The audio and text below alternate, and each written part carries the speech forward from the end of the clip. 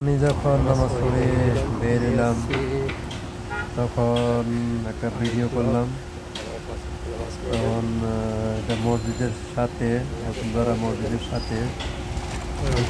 ভালো লাগলো ভিডিওটা, ভালো লাগলে লাইক শেয়ার করবেন। বাইরে দুনিয়া থেকে যাইতে হলে ইমান আর আমল নিয়ে যাইতে হবে। নামাজ ছাড়া দুনিয়াতে কিছু নাই।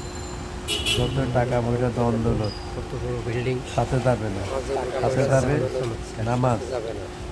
তো সবাই বেশি বেশি করে নামাজ পড়বেন, 5 ওয়াক্ত নামাজ পড়বেন, আল্লাহকে স্মরণ করবেন, সৎ পথে চলবেন, হালাল পয়সা রুজি করবেন, আল্লাহ বরকত দিবেন। তো আমরা আখেরাতের দুনিয়া চিন্তা করতে হবে, আখেরাতে চিন্তা করতে হবে। আখেরাতে চিন্তা না করি আমরা যদি হারাম পয়সা রুজি করি, বরকত হবে না।